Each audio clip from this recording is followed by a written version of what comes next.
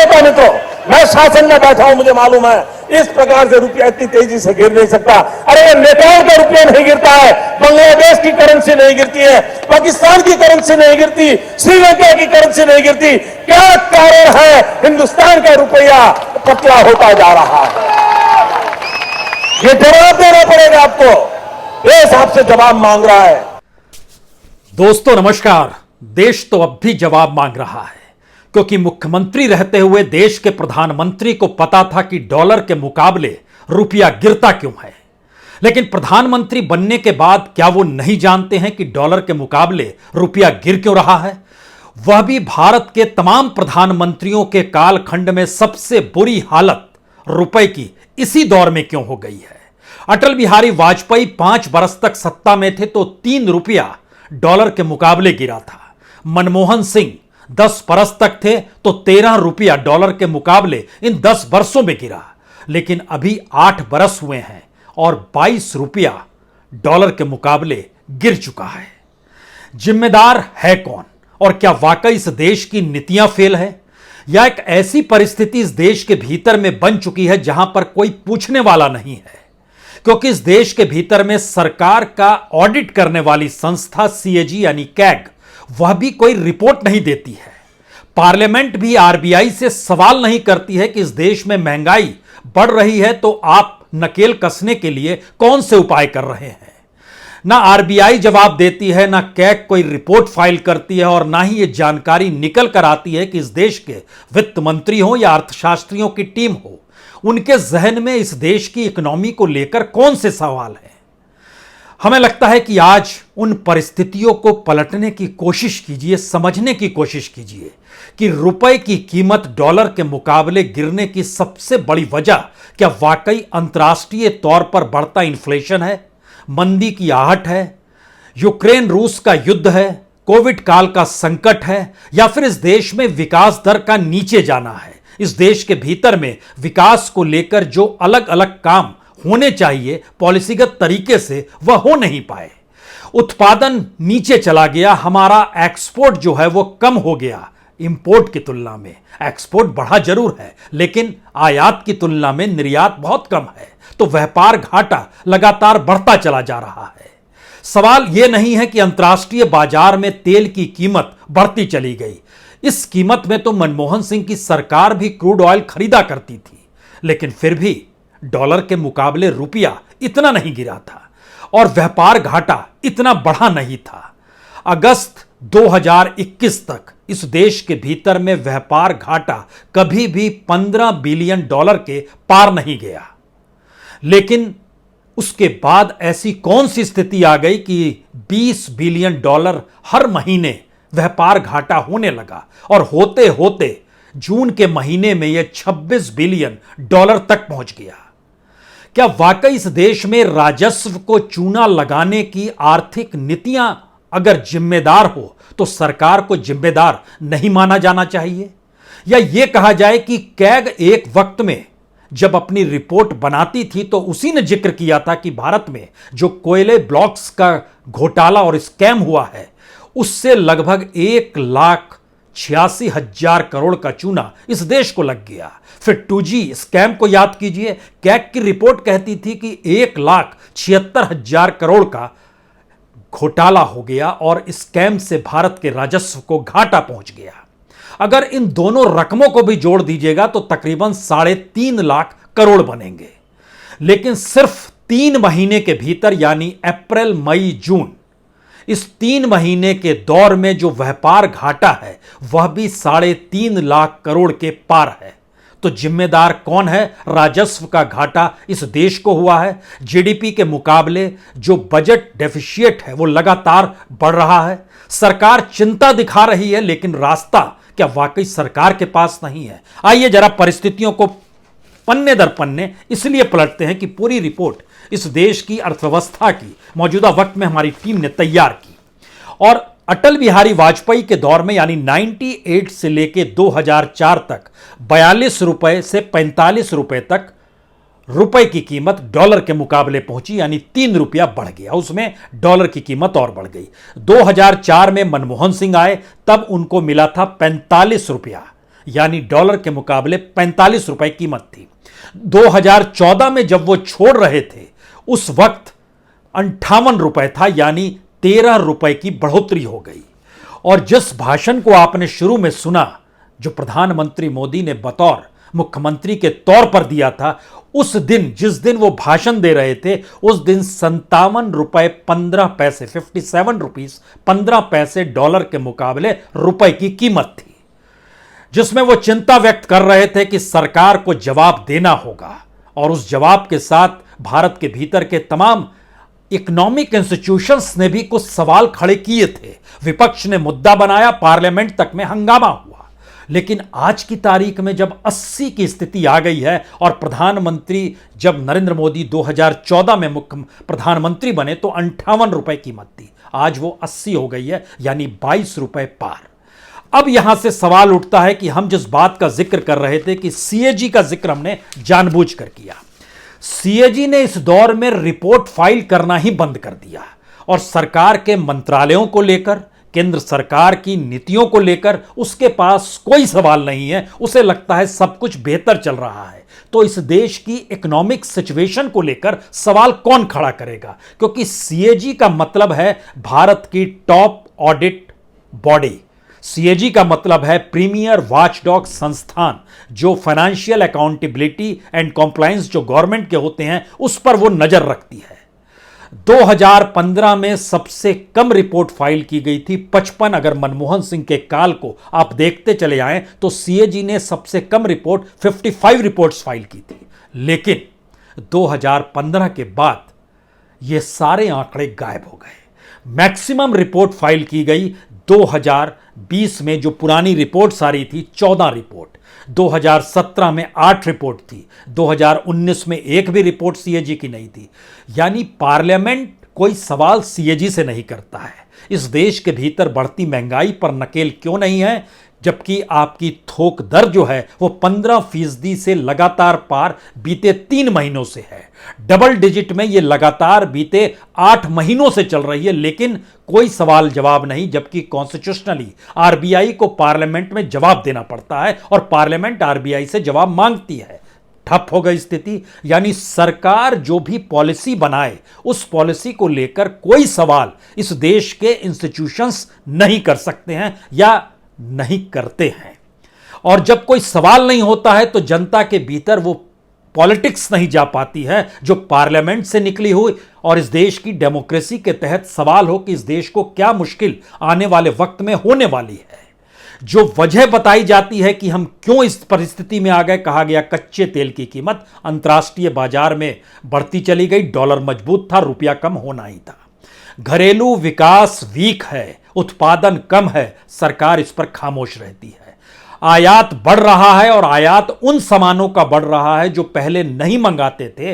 यानी कोयला तक की आयात की परिस्थिति अगर इस देश में पैदा हो गई, और इस दौर में खास तौर से जो सिल्वर और गोल्ड है उसका भी आयात हो रहा है, वह भी तो डॉलर की शक्ल में बाहर जा रहा है। और रिजर्व, इसीलिए जो फॉरेन करेंसी का रिजर्व था वो घटते घटते 1 जुलाई को आरबीआई ने जो डाटा दिया वो 588 बिलियन डॉलर तक आ गया, जो एक वक्त 634-35 बिलियन डॉलर तक था। यानी भारत के भीतर डॉलर की कमी और अंतर्राष्ट्रीय बाजार में डॉलर की मांग, डॉलर के मुकाबले रुपए की मांग का ना होना, इसका असर सीधे सीधे उन निवेशकों पर पड़ा जो विदेश से भारत में डॉलर लगाते हैं। उन्होंने हाथ खींचने शुरू कर दिए और जानकारी निकल कर आई कि सिर्फ एक दिन, यानी कल के दिन जब 80 रुपए जैसे ही पार किया डॉलर, वैसे ही विदेशी निवेशकों ने सिर्फ एक दिन के 4 घंटों के भीतर 2,840 करोड़ रुपए एक झटके में निकाल लिए। इस बरस वो लगभग 3 लाख करोड़ रुपया निकाल चुके हैं। जिम्मेदारी किसकी होगी? आईएमएफ ने चेतावनी दे दी है कि आईएमएफ की एमडी हैं क्रिस्टीना जॉर्जिवा, उन्होंने कहा है कि 2022 मुश्किल है, लेकिन 2023 भी आसान नहीं और ज्यादा मुश्किल है और गरीबों के लिए बेहद मुश्किल वक्त है। और चंद दिनों पहले यूनाइटेड नेशन ने जब रिपोर्ट बताई कि दुनिया में कितने गरीब और भूखे हैं, उसमें भारत टॉप नंबर पर 22 करोड़ लोगों के साथ था और दुनिया भर में यह तकरीबन 68 से 70 करोड़ लोगों में 22 करोड़ भारत के ही लोग हैं। तो भारत के सामने कोई सी स्थिति आने वाली है, कोई माथे पर शिकन नजर आती है इस दौर में, या पॉलिसी फेल है? पॉलिसी का जिक्र हम इसलिए जानबूझ के करना चाहते हैं क्योंकि मेक इन इंडिया इसी दौर में नारा निकल कर आया, आत्मनिर्भर भारत इसी दौर में निकल कर आया। लेकिन क्या यह शिगुफा है, प्रचार है? क्योंकि उसके प्रचार पर भी करोड़ों रुपए फूंके गए और जमीनी सच यह है कि हम लगातार व्यापार घाटे में, आयात का सामान वह सामान बढ़ रहा है जो इससे पहले भारत के भीतर उत्पादन जिसका करते थे। जिम्मेदारी किसकी होगी? जिम्मेदारी कोई लेने को तैयार नहीं है। कहा जा रहा है कि दरअसल मंदी आ रही है और दुनिया के बाजार में देखिए कितनी बड़ी तादाद में अमेरिका परेशान है, यूके परेशान है, ऑस्ट्रेलिया परेशान है, पूरा यूरोप परेशान है, यूरो की रकम भी तो नीचे जा रही है। यह सारी बातों का जिक्र हो रहा है, लेकिन इस स्थिति में भारत जो भूखमरी की परिस्थितियों के साथ और न्यूनतम जरूरतों के साथ आकर खड़ा हो गया है, उसमें जब आरबीआई के पास भी कोई ऐसा रास्ता नहीं निकल कर आ रहा है जहां बोझ जनता पे ना पड़ने दिया जाए, यह रास्ता उसके पास नहीं है। दुनिया के भीतर तमाम सेंट्रल बैंक उपाय कर रहे हैं, वह वहां पर जो पैसा दे रहा है उसमें इंटरेस्ट लगातार बढ़ा रहे हैं। उन परिस्थितियों को फिर छोड़ दीजिए, क्योंकि इस दौर में जो थोक महंगाई दर का जो हम 15% का जिक्र कर रहे थे, क्या कल्पना कर सकते हैं कि जून के महीने में जब डॉलर के मुकाबले रुपया 78-79 रुपए के भीतर में चल रहा था, अब तो 80 के लगभग आकर खड़ा हो गया और 80 पार कर गया। वेजिटेबल यानी सब्जियों का जो महंगाई है वह 56 से 60% हो जाए, ऐसी स्थिति कभी नहीं थी। आलू लगभग 39 से 40% महंगा हो जाए, फल 20% महंगा हो जाए, कच्चा तेल और गैस का जिक्र हो रहा है लगभग 77% महंगा है, लेकिन गेहूं भी 10% महंगा हो जाए। ये सारी परिस्थितियां बताती है कि देश के भीतर जो चीजों की जरूरत है, उन जरूरत वाले सामानों की महंगाई अगर बढ़ेगी तो सरकार उस पर नकेल कस पाने में सक्षम नहीं हो पाएगी। और अगर वो सक्षम नहीं हो पाएगी और दूसरी तरफ विदेशी निवेशक पैसा लगातार निकालते चले जा रहे हैं, जिसका हम जिक्र कर रहे हैं लगभग 3 लाख करोड़ इस साल के भीतर में निकल गया है, तब यहां पर सवाल शुरू होता है कि जो प्रीमियर वॉचडॉग इंस्टीट्यूशन है सीएजी, उसकी जिम्मेदारी क्या है, आरबीआई की जिम्मेदारी क्या है? और अगर इनकी जिम्मेदारी सरकार की तरफ से आंख मूंद लेने की है तो फिर वो ऑडिट रिपोर्ट कैसे आ पाएगी कि सरकार किस मद में कितना खर्च कर रही है? क्योंकि सिर्फ 3 महीने के भीतर का जो हम आपको एक्सपोर्ट इंपोर्ट की दिशा में ले जा रहे थे, जो व्यापार घाटा है, मई के महीने में तकरीबन $24 बिलियन, अप्रैल के महीने में $20 बिलियन, मई के महीने में $24 बिलियन और जून के महीने में $26 बिलियन, यानी लगभग $70 बिलियन, यानी तकरीबन 5,63,410 करोड़ का नुकसान, व्यापार घाटा।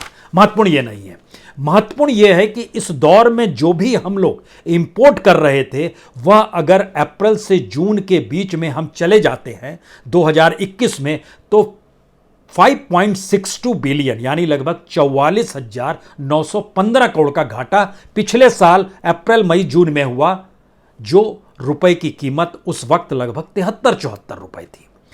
आज की तारीख में जब जो अप्रैल मई जून में 78 और 79 रुपए हुए, तो यह उन्हीं प्रोडक्ट्स को लेकर, कोई दूसरा प्रोडक्ट नहीं, दूसरा प्रोडक्ट हमने नहीं जोड़ा, दूसरे प्रोडक्ट के साथ घाटा तो 5,63,000 करोड़ का है, लेकिन वही प्रोडक्ट्स जो 5.62 बिलियन यानी 44,000 करोड़ का नुकसान पिछले साल 3 महीनों में था, इस साल उन्हीं प्रोडक्ट्स की जो कीमत बढ़ी और जो रुपया नीचे हो गया और डॉलर जब हमें चुकाना पड़ा, तो उसका असर 45.18 बिलियन यानी 3,61,080 करोड़ रुपए।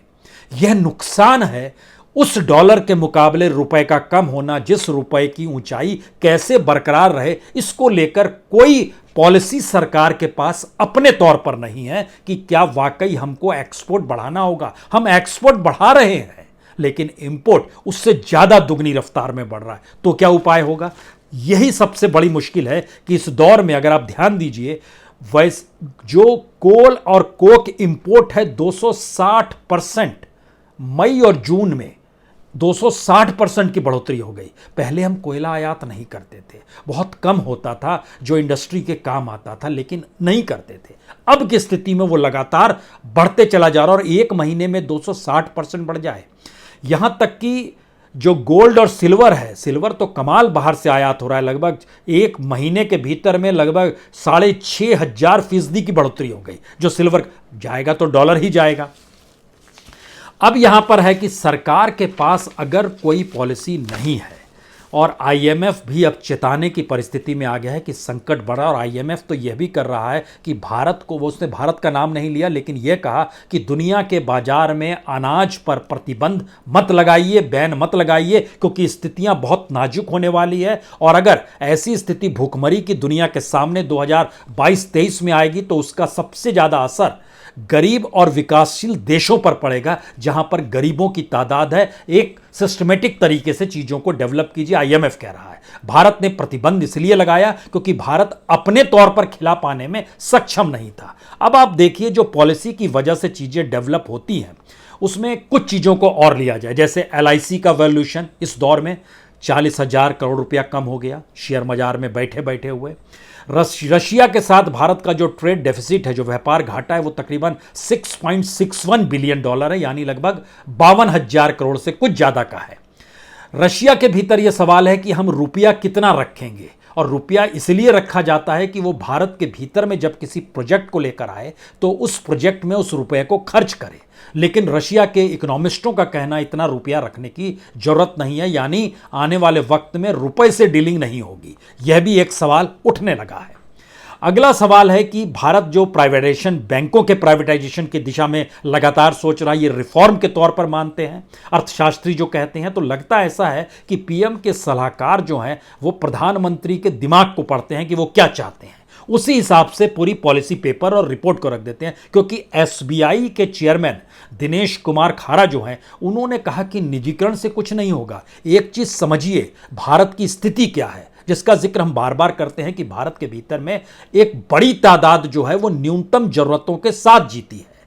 तो भारत के भीतर में जो सोशल रोल प्ले बैंक को करना चाहिए वो पब्लिक सेक्टर का बैंक ही कर सकता है, यानी इन्वायरमेंटल, सोशल और गवर्नेंस, इन तीन चीजों के एस्पेक्ट ही प्राइवेट बैंक नहीं चलते हैं। प्राइवेट बैंक तो हर जगह किशमिश को चुन लेते हैं और खा लेते हैं।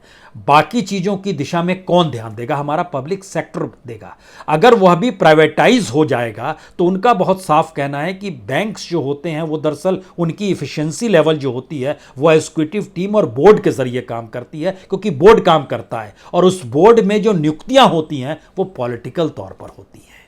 इस दौर में, यानी मोदी काल के भीतर में जो नियुक्तियां होती हैं बोर्ड में, एग्जीक्यूटिव तौर पर जो नियुक्तियां होती हैं वो पॉलिटिकल एस्पेक्ट से होती है, और वही लोग जो एनपीए बढ़ता है उसकी जिम्मेदार हैं, क्योंकि राजनीति अपने तौर पर कहती है इनको पैसा दे दीजिए, वो देते हैं। यानी ध्यान दीजिए पॉलिसी कैसे इस देश में चल रही है और किस तरीके से चीजें, एलआईसी जैसी संस्था घाटे में 40,000 करोड़ के, बैंकों की परिस्थिति में एसबीआई के चेयरमैन को कहना पड़ा ये सलाह ठीक नहीं है। तो अर्थशास्त्री क्या कर रहा है? आईएमएफ अपने तौर पर चेता रहा है। वर्ल्ड बैंक का कहना है कि दुनिया में इस रूप में कितना पैसा दिया जा सकता है। हमारा थोक और खुदरा महंगाई दर, अगर खुदरा महंगाई दर को भी देखें तो हम ताल नहीं ठोक सकते हैं कि अमेरिका में 9.1 हो गया है, ब्रिटेन में 9.1 हो गया है, रशिया में तो युद्ध के पीरियड में लगभग 15-16% हो गया है वहां पर जो खुदरा महंगाई दर है, जर्मनी में 8.2 हो गया है और भारत में तो 7.1 ही है।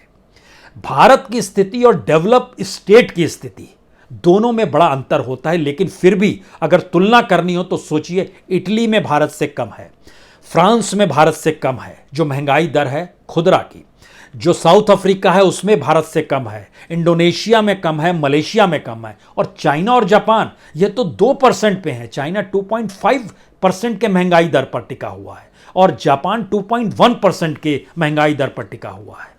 तो हम जापान और चाइना नहीं देखकर अमेरिका और ब्रिटेन देख रहे हैं और ये मानकर चल रहे हैं कि देखिए दुनिया भर में जब इन्फ्लेशन है तो हम इससे प्रभावित होंगे तो क्या दिक्कत है। और दुनिया भर में जब करेंसी कमजोर हो रही है, डॉलर मजबूत हो रहा है, पेट्रो डॉलर की स्थिति आ रही है, तो ऐसे में हमें क्या सवाल अपने देश को संभालने का है। इसीलिए तो मेक इन इंडिया का नारा था, इसीलिए तो आत्मनिर्भर भारत का जिक्र था, लेकिन ये सारी चीजें गायब हो गई। अब अगर सिर्फ 3 महीने की परिस्थितियों में सरकार पर बोझ 3.5 लाख करोड़ का पड़ जाता है तो इसका असर क्या है भारत की इकोनॉमी में, क्योंकि भारत का 2022-23 का कुल बजट जो है वह 39 लाख करोड़ का है, 39 लाख करोड़ का है। और अगर आप 3.5 लाख करोड़ का असर देखना चाहते हैं तो इस बात से देख लीजिए कि जितनी भी सेंट्रल स्कीम है, यानी उसमें नेशनल एजुकेशन मिशन है, प्रधानमंत्री आवास योजना है, मनरेगा है, हेल्थ मिशन है, ग्राम सड़क योजना है प्रधानमंत्री की, अमृत या फिर जो स्मार्ट सिटीज प्रोग्राम है, प्रधानमंत्री की जो मिड डे मील थी उसके अब पोषण नाम दे दिया गया है, या नेशनल रूरल वाटर स्कीम है, सारी चीज़ों को जब आप जोड़ना शुरू करेंगे तो पता चलेगा जो हमने नाम लिया उन सारे नामों के साथ 3 लाख करोड़ का ही खर्चा निकल कर आएगा। और अगर सारी स्कीम उसमें शामिल कर देंगे जो डायरेक्ट बेनिफिट ट्रांसफर तक किया जाता है, कुल बजट पे बोझ पड़ता है 4,42,000 करोड़ का। और हमने 3 महीने के भीतर में इस रुपए के खेल में 3.5 लाख करोड़ रुपए गंवा दिए।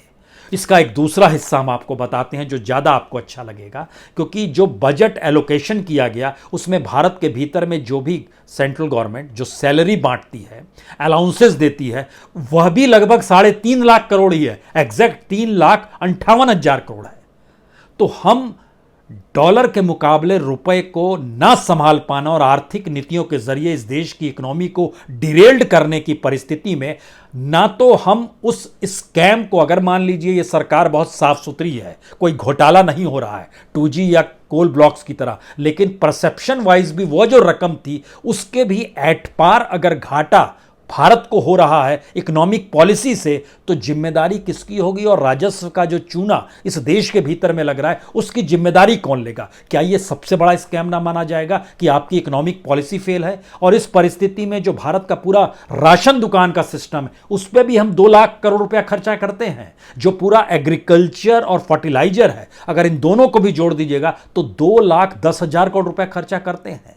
जो हमारा रेलवे और रोड ट्रांसपोर्ट है, इसको दोनों को मिला दीजिएगा तो हम लगभग 3,30,000 करोड़ रुपया खर्चा करते हैं। यानी ध्यान दीजिए, जिस इकोनॉमी के भीतर हमें राजस्व का घाटा डॉलर के मुकाबले रुपए की कम होती कीमत की वजह से हो रहा है, क्योंकि इस देश में वो सारे प्रोडक्ट्स चाहिए जो हम आयात करते हैं। अगर उसे मान लिया जाए तो जिम्मेदारी सरकार की होनी चाहिए कि हम अरे राजस्व को उतना घाटा ना हो जिस घाटे के तहत भारत का बजट अब घाटे की दिशा में जा रहा हो। फाइनेंस मिनिस्टर ने चिंता व्यक्त की है। चिंता व्यक्त करने से नहीं होगा, पॉलिसी, इकोनॉमिस्टों की राय क्या है? उन इकोनॉमिस्टों को क्या ये कहा जाता है कि आप स्वतंत्र हैं? एक हमारे पीछे किताब है अरविंद सुब्रमण्यम की। अरविंद सुब्रमण्यम की इस किताब में इन्होंने जिक्र किया, ये है किताब इकोनॉमी। जब ये भारत के सलाहकार बने, अरुण जेटली के करीब थे और भारत के सलाहकार बने अर्थव्यवस्था के, इन्होंने 2 बातों पर बड़ा गौर किया। इनका कहना है कि जो देश में सरकार चल रही है वो सरकार इस रूप में चलती है कि वो डाटा लेकर पहले आती है, उसके बाद बोलती है इस डाटा के अनुकूल आप फिलॉसफी को रच दीजिए और ये पॉलिटिकल तौर पर हमको लाभ देगा, इकोनॉमी हम संभाल लेंगे। इन्हें इस बात पर भी आश्चर्य था कि वो अपने कमरे में बैठे थे और नोटबंदी हो गई और पता ही नहीं चला, जैसे देश किसी युद्ध की दिशा में चला गया या इमरजेंसी लग गई। क्यों ऐसी स्थिति आई? जीएसटी को लेकर भी इन्होंने सवाल किया कि जिस लिहाज से जीएसटी में अलग अलग स्लैब है, ये किस लिए बनाए गए। इस बात को भी लेकर सवाल किया कि जो भारत का फेडरल सिस्टम है उस फेडरल सिस्टम में स्टेट की भूमिका और सेंटर की भूमिका, और स्टेट का ऊपर ओवरलैप करना सेंटर की पॉलिसी, वह भी पॉलिटिकल तरीके से, इसके क्या मतलब है? 3 बात आखिर में। भारत जिन आर्थिक परिस्थितियों से गुजर रहा है उसकी जिम्मेदारी किसकी होगी? पहला सवाल। दूसरा सवाल, जो राजस्व का घाटा लगातार भारत के भीतर हो रहा है, अलग अलग मिनिस्ट्रीज का जो काम है उस पर अगर सीएजी कोई रिपोर्ट नहीं देती है, जिसका काम है रिपोर्ट देना, तो फिर जिम्मेदारी किसकी होगी? और आरबीआई जो इस देश के भीतर में महंगाई, जिसका काम ही है महंगाई को नकेल कसना, उस महंगाई को भारत की जनता के अनुकूल लाना जिससे बैंक से मिलने वाला इंटरेस्ट कम से कम उस महंगाई के ज़्यादा हो, लेकिन हम उसमें भी फेल हो गए, तो जिम्मेदारी किसकी होगी? जिम्मेदारी पार्लियामेंट की होगी। और पार्लियामेंट अगर अपने तौर पर इस रूप में चल रहा हो कि जिसका बहुमत हो उसी के हिसाब से स्पीकर काम करेंगे और स्पीकर उसी लिहाज से पार्लियामेंट की रूल रूलिंग देंगे और उसी लिहाज से देश चलेगा, तो जिम्मेदारी किसकी होगी? जिम्मेदारी किसी की नहीं होगी। भारत की इकोनॉमी को देखते हुए ये माना जा रहा है कि 2022 के दिसंबर तक पहुंचते पहुंचते रुपया 82 रुपए हो चुका होगा डॉलर के मुकाबले। भारत के बजट और जीडीपी का जो घाटा है वो लगातार बढ़ता चला जाएगा और बढ़ते बढ़ते परिस्थिति ऐसी आएगी कि नोट छापने से काम नहीं चलेगा। यानी एक क्राइसिस के दौर में भारत को अगर भारत की इकोनॉमिक पॉलिसीज ले जा रही है, तो क्या वाकई इस देश के भीतर में यह सवाल कोई उठा सकता है कि देश आपसे जवाब मांग रहा है? जो सवाल मुख्यमंत्री रहते हुए देश के प्रधानमंत्री ने डॉलर के मुकाबले गिरते रुपए को लेकर उठाया था, जब रुपया 57 रुपए 15 पैसे था, आज ये 80 रुपए है। कोई जवाब मिलेगा क्या, या कोई कहने की स्थिति में आएगा इस सरकार को रहना चाहिए या नहीं रहना चाहिए? भारत की राजनीति बड़ी कमजोर हो गई है, विपक्ष अपंग सा हो गया है, उसके भीतर ये सवाल उठते ही नहीं है। वो तंज कसना जानता है, लेकिन आने वाले भारत को लेकर कोई व्यू बताने की स्थिति में या कोई विजन के साथ खड़ा कर पाने की स्थिति में वो नहीं आ पा रहा है। इस दिशा में सिर्फ मत सोचिए कि दुनिया में जो बच्चे पढ़ने जाते हैं वो डॉलर में पेमेंट करेंगे, कितना बोझ पड़ेगा। जो अब भारत आयात करेगा उसकी कीमत भारत में कितनी बढ़ती चली जाएगी। महंगाई इस हद तक बढ़ती चली जाएगी कि हम सामान को खरीदना बंद कर देंगे। क्या यह भारत के भीतर में विकसित होते देश की दिशा में कदम बढ़ते हुए विकासशील भारत की सोच है, या ये आधुनिक भारत कहीं गरीब तो नहीं हो गया है? बहुत बहुत शुक्रिया, बहुत बहुत शुक्रिया।